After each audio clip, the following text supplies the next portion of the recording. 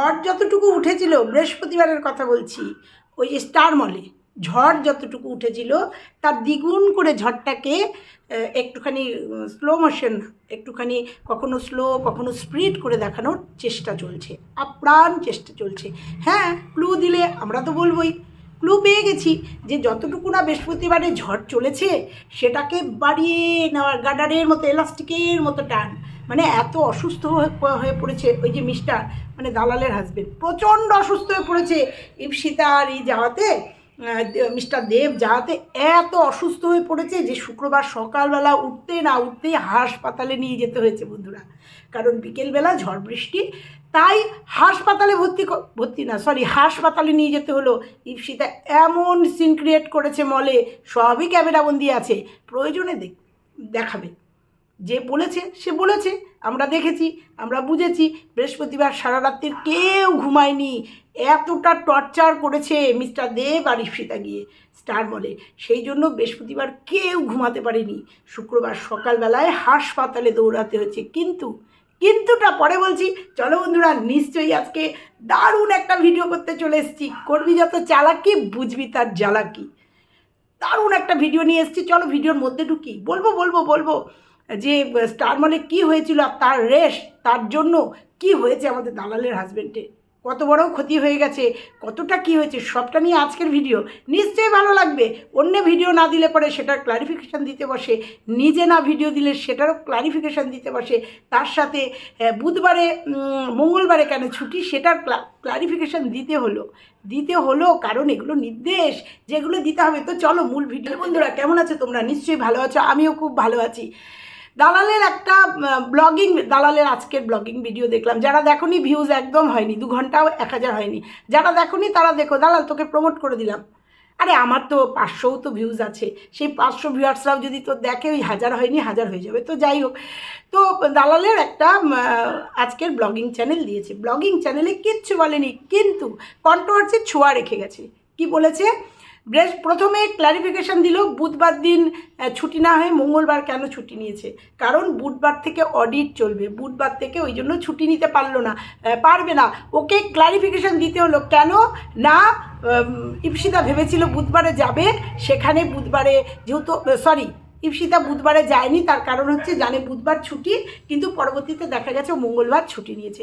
সেই জন্য ক্ল্যারিফিকেশান দিতে বসছে যে বুধ বৃহস্পতি শুক্র, তারপর থেকে অডিট চলবে, তারপর থেকে আর ছুটি নিতে পারবে না। তাই জন্য মঙ্গলবারে ছুটি নিয়েছে, ছুটি নিয়ে ডাক্তার দেখিয়েছে। ক্ল্যারিফিকেশান সবারই দিতে হয় নিজেকে সেফ খেলার জন্য।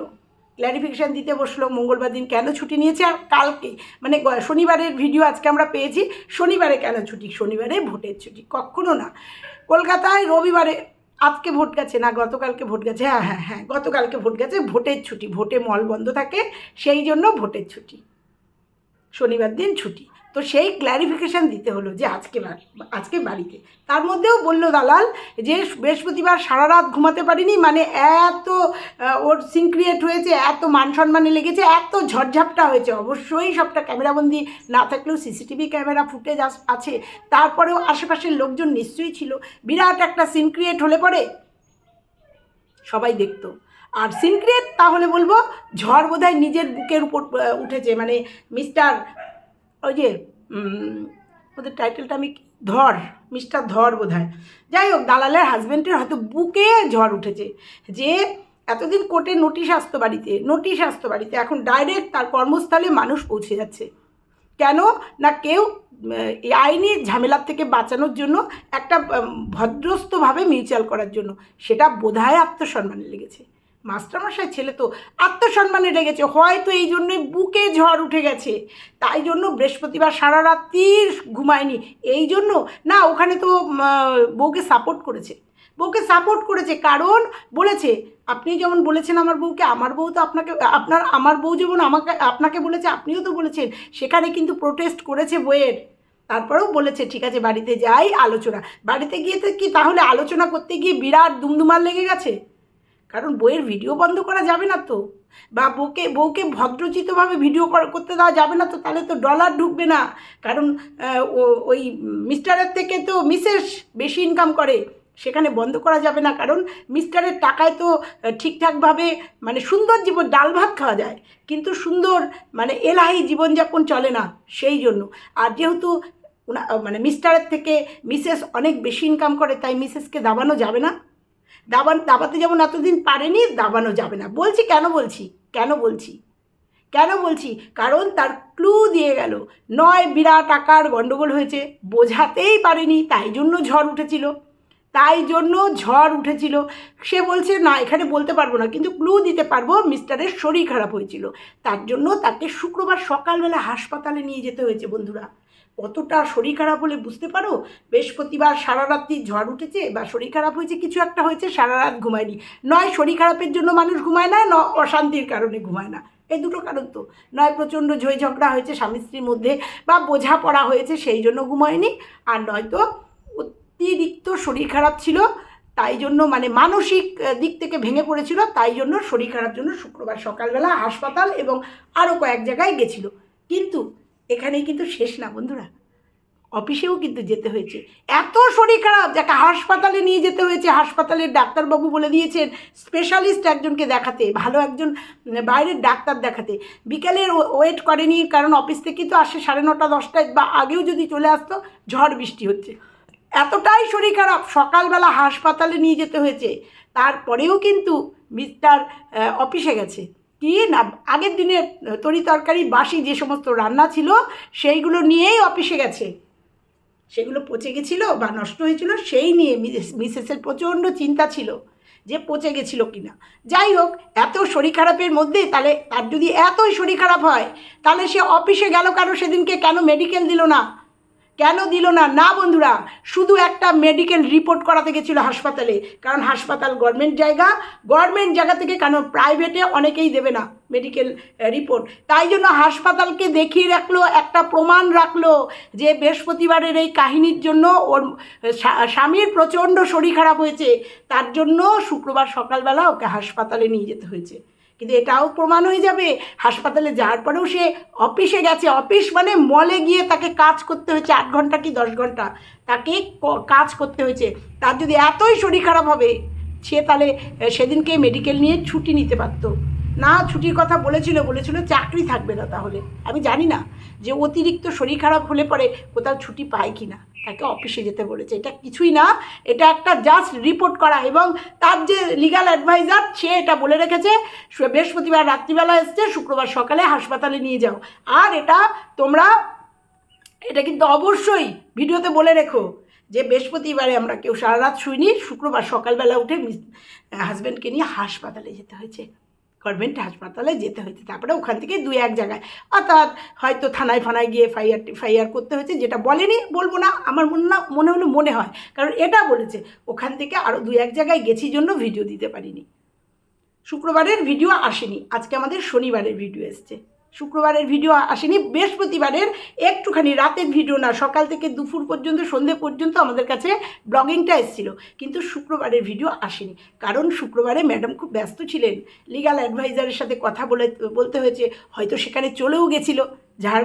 ঝাড়গ্রাম কতক্ষণের রাস্তা আমি জানি না, ঘন্টা 3-4 হবে, হয়তো চলে গেছিলো। কারণ সারাদিন যখন ভিডিও আসেনি, এমনি কন্ট্রোভার্সি চ্যানেলেও 2টো পুরনো ভিডিও এসেছিলো, বা আগের ভিডিও একটা ডিলিট করতে হয়েছিল, সব মিলিয়ে শুক্রবারটা অফ ছিল। তাহলে কি মিসেস একাই ঝাড়গ্রামে গিয়ে সামনাসামনি আলোচনা করে তারপরে পুনরায় ফিরে এসছে?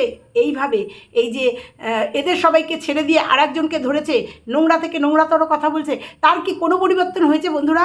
কোনো পরিবর্তন হয়নি। সে ওটাকে চাপা দেওয়ার জন্য আরও ডবল সে অভিনয় করছে, ডবল নিজেকে দেখাচ্ছে প্রচণ্ড এনার্জেটিক। তার কিচ্ছু হয়নি, তাদের জীবনে কিচ্ছু ঘটে যায়নি, কিচ্ছু হয়নি, তাদের জীবনে কিচ্ছু ঘটে যায়নি। শুধু ব্লগ চ্যানেলে একটু দিয়ে গেল, প্রয়োজনার্থে সব ভিডিও করে রেখেছি।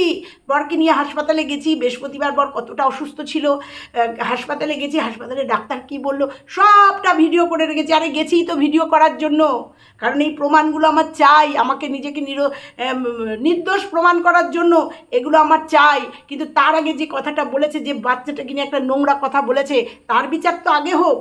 তারপরে মিস্টার দেব বলেছে, তারপরে যে অসুস্থ হয়েছে, এই যে সো কল অসুস্থ, এটা প্রমাণ হবে তো। অবশ্যই হবে, ইসিজি রিপোর্ট লাগবে, ইসিজি করতে হবে, হার্টে যদি কোনো আঘাত এসে থাকে। আর ওই জন্যই তো বলছে সব প্রমাণ আছে, প্রয়োজনে দেবো, প্রয়োজনে জায়গা মতো দিতে হবে, তার এই জন্যই তো গেছে। তোমরা বুঝতে পেরেছো? ব্লগিং চ্যানেলে ওই জন্য একটু টাচ দিয়ে গেছে যে প্রয়োজনে সময় মতো দেখাবো। হ্যাঁ, বর অসুস্থ, বরকে নিয়ে হাসপাতালে গেছে, সে ভিডিও করেছে,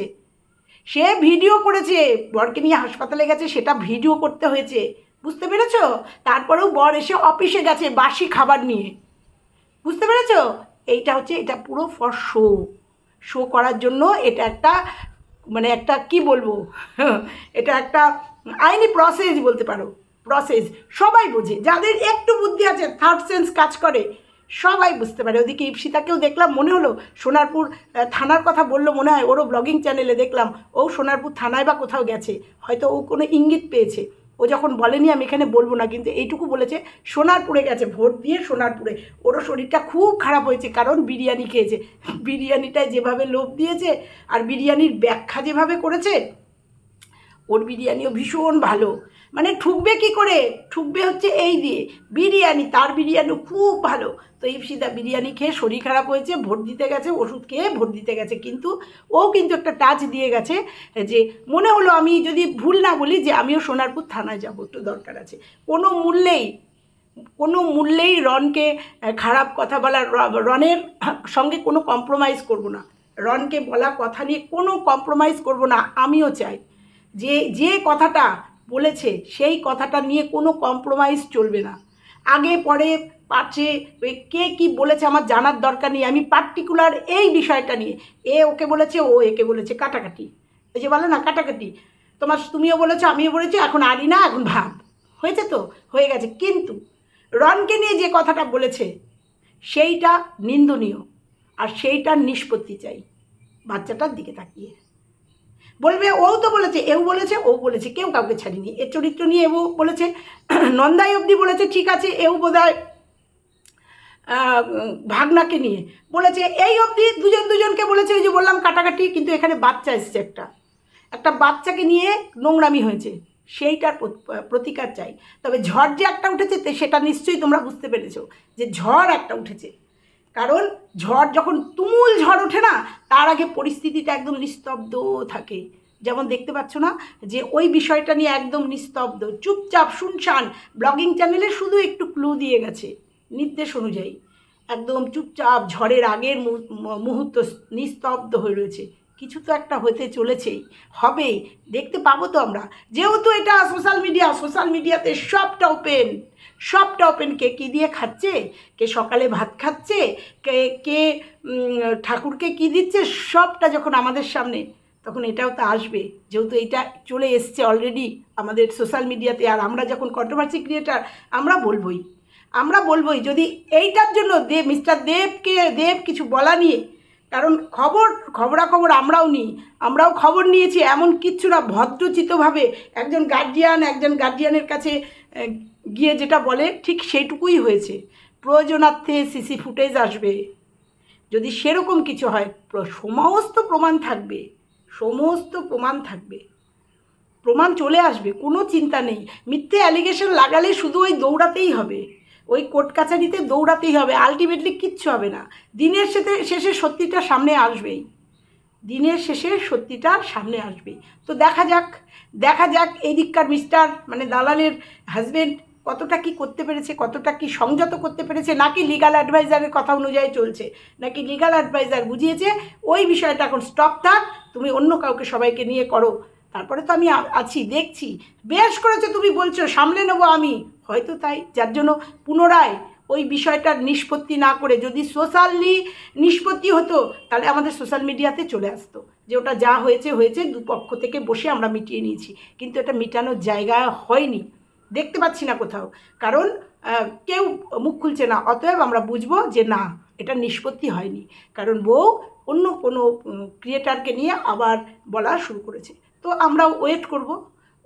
তবে একটা কথা বলে গেলাম, প্রমাণ করতে যাচ্ছে দালাল, মিস্টার দেবের এই কিছু বলাতে, মলে যাওয়াতে তার হাজবেন্ড অসুস্থ হয়ে গেছে, প্রচণ্ড অসুস্থ হয়ে হাসপাতালে যেতে হয়েছে, এটা প্রমাণ করতে চাচ্ছে, পাশাপাশি ওটাও প্রমাণ হবে। তো যাই হোক, শনিবারের খাওয়া দাওয়া সব দেখলাম, তো দালালকে এই পর্যন্তই সব ঠিক আছে এইটুকু বললাম, কারণ ও যেটুকু হিংস দিয়েছে সেটুকু বললাম। তারপরের ভিডিওতে ও যাকে ওর বলার তাকে যৎপর নাস্তি বলল, যতটুকু বলা যায় বলল, যতটুকু বলা যায় না বলল না। এবার বলি টিনুর কথা। টিনুর খুব আফসোস, ভোট দিতে পারেনি, কারণ ওর ভোট বাতকুল্লায়। ওয়েট কর, কটা দিন ওয়েট কর, মানে ভাগ্য যদি তোর সাথ দেয়, মানে তুই যেটা চাচ্ছিস ভাগ্য যদি তোর সাথ দেয়, সামনের বছর তুই দিতে পারবি, তুই নতুন ঠিকানার থেকে ভোট দিতে পারবি। আফসোস করিস না। আর একটা জিনিস দেখেছো বন্ধুরা, টিনুর চ্যানেলে দেখতে পেয়েছো যে দুষ্টু ভোট দিয়ে এসছে, কিন্তু দুষ্টুকে সামনে ক্যামেরা ধরার ক্ষমতা নেই। দুষ্টুর সামনে ক্যামেরা ধরার ক্ষমতা নেই, দুষ্টুকে কিন্তু ক্যামেরায় দেখানো গেল না, তাতে বোঝা যায় দুষ্টুর অবজেকশন আছে বা দুষ্টুর বাবার অবজেকশন আছে যে ওকে ক্যামেরায় দেখানো যাবে না। দুটো একটা কথা বলবো টিনুকে নিয়ে। তারপরে দেখলাম ওর মা রান্না কী করলো, রান্না করলো হচ্ছে সোয়াবিন আর পুঁই শাক, দুটোই অ্যালার্জির জন্য খতরনাক হলো। মেয়ের জন্য কোনো রেসিপি, পটল ভাজা, যে নাকি পটলের বড়া, যে নাকি ডায়েটিং করছে, যদিও সে ডায়েটিংয়ের মধ্যে সে নিজেকে দুধ চা খাওয়ানো দেখাচ্ছে, দুধ চা অবশ্যই মিষ্টি দিয়ে দুধ চা খাওয়ানো দেখাচ্ছে। সে যে কতটা ডায়েটিং করছে, কতটা হার্বাল খাচ্ছে, সবটাই তার ভিডিওতে একদম প্রমাণিত। সে যে পুরোটাই কন্টেন্টের জন্য করছে, বা পুরোটাই হয়তো ওই চ্যানেলটাকে, মানে ওই হার্বাল প্রোডাক্টটা হয়তো বিনা পয়সায় ওকে দিয়েছে, বলতে বাধ্য হচ্ছি যেহেতু প্রোডাক্টেরই করে, সেই হয়তো ওটা জাস্ট কন্টেন্টের জন্য, ওই সকালবেলা শেক ওগুলো কন্টেন্টের জন্য করছে। না হলে ওর যা জীবনযাপন, কোনো ডায়েটিং, মানে কোনো ডায়েটিশিয়ান এরকম ডায়েট করতে বলে না। দুধ চা, তারপরে অ্যালার্জি আছে সোয়াবিন, যে সোয়াবিন নাকি বাপের বাড়িতে শ্বশুর বাড়িতে খেতোই না, রান্না করলে বলতো অ্যালার্জি হয়, রান্না করলে বলতো অত্যাচার করেছে, শাশুড়ি অত্যাচার করেছে, খেতে দেয়নি, সোয়াবিন খাওয়া বারণ, সোয়াবিন রান্না করেছে। তাহলে মার ক্ষেত্রে হচ্ছে না কেন এই কথাগুলো, এই অত্যাচারগুলো হচ্ছে না কেন? যে আমারই খাচ্ছে, আমারই পড়ছে, আমি খরচা দিচ্ছি, সব দিচ্ছি, আমি এখান থেকে ভিডিও বানাচ্ছি, যেমন আমি অনেক খরচা বহন করছি, তাহলে আমার জন্য আলাদা একটা রান্না হচ্ছে না কেন? একটা হেলদি ফুড হচ্ছে না কেন আমার জন্য? কেন সোয়াবিন পুঁই শাক? তাহলে এগুলো বলার কেউ নেই। সন্দীপের বাড়িতে যখন হয়েছে তখন হই করে উঠেছে সবাই, খাওয়াই কষ্ট দিয়েছে। আমি দালালের উদ্দেশ্যে বলবো, এইগুলো চোখে পড়েনি যে আজকে টিনু, মানে গতকালকে যে খাওয়া দাওয়া কী দিয়ে খেলো, পুঁই শাক আর সোয়াবিন, যে দুটোই খাওয়ার বারণ। এই হচ্ছে মা, গর্ভধারিণী মা, পেট ফেড়ে বার করেছে মেয়েকে, আর বউকে শোনা করছে। এবেলা কোনো দোষ হয় না, এবেলা ও এগুলো খেতে পারে, অম্লান বদনে খাচ্ছে। কালকে মুসুরির ডাল, যেগুলোতে ওর অ্যালার্জি, তারপরেও অ্যালার্জির ডাক্তার, যে ছুলি বেরিয়েছে, ছুলির ডাক্তারও দেখানো হয়নি, অ্যালার্জির ডাক্তারও দেখানো হয়নি। তাহলে আমাদের কাছে আপডেট আসতো। এই হচ্ছে গর্ভধারিণী মা। এগুলো আমরা বললেই দোষ হয়ে যাবে, কিন্তু যারা টিনুকে সাপোর্ট করো তারা একটু বলো, ওর মার উদ্দেশ্যে বলো, যেগুলো তোর খাওয়া বারণ, কেন করছেন, কেন ওর জন্য একটা হেলদি ফুড হচ্ছে না? আপনার তো পেট ফিরে বার করা সন্তান। এইটুকুই শুধু আজকে বলে গেলাম। তো চলো আজকের মতো এখানেই এইটুকুই রাখলাম। ভালো লাগলে লাইক কমেন্ট শেয়ার করো, আর চ্যানেলে নতুন হলে চ্যানেলটা সাবস্ক্রাইব করে দিও। টাটা, সবাই ভালো থেকো।